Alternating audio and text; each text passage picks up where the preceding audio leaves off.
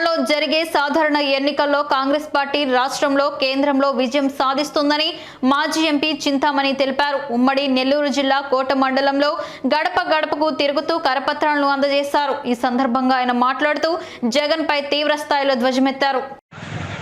ఇంటింటికి కరపత్రాలు పంచడం జరుగుతుంది. ముఖ్యంగా కాంగ్రెస్ పార్టీ పేదవాళ్లను గుబులు మళ్ళింది,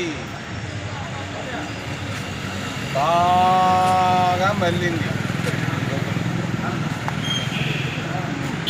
ఎస్సీలు, ఎస్టీలు, మైనారిటీలు 30% ఉన్నటువంటి వీళ్ళు 35% ఉన్నటువంటి వాళ్ళు ఈరోజు జగన్ ప్రభుత్వం కంటే కాంగ్రెస్ ప్రభుత్వమే మేలు అని కోరుకుంటున్నారు, అనుకుంటున్నారు. నేను అడిగాను ఎంతోమంది, ఎందుకు మీకు నవరత్నాలు ఇస్తున్నారు కదా అంటే వాళ్ళు అంటున్నారు, ఏమయ్యా అది కూటుకు వస్తుందా, గుడ్డకు వస్తుందా, దేనికి వస్తుంది, అది ఏం ప్రయోజనం దానివల్ల? మేము కాంగ్రెస్ ప్రభుత్వంలో ఎన్నో, రేపు కాంగ్రెస్ ప్రభుత్వం 24 ఏప్రిల్లో ఏర్పాటైనా కూడా ఆశ్చర్యం లేనే లేదు. నేను కరాఖండిగా చెప్తున్నాను, ఊరకే ఊకదంపుడు ఉపన్యాసం కాదు. ప్రజల్లో గొప్ప మార్పు కనిపిస్తూ ఉంది, గొప్ప మార్పు కనిపిస్తుంది.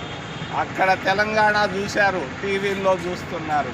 అక్కడ ఉన్నది ఇక్కడ ఎందుకు రాదు అని అడుగుతున్నారు.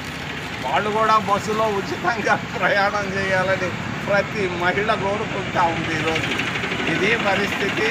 కాంగ్రెస్ పార్టీ అధికారంలోకి రావడం ఖాయం. జగన్మోహన్ రెడ్డి పార్టీకి డిపాజిట్లు కోల్పోవడం ఖాయం.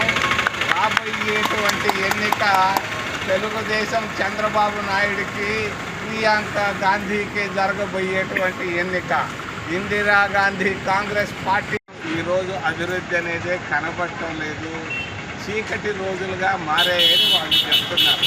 నేను ఒక్కటి చెప్తున్నాను చాలా స్పష్టంగా, రేపు జరగబోయేటువంటి ఎన్నికలు కాంగ్రెస్కి, తెలుగుదేశానికి ఎన్నికలు.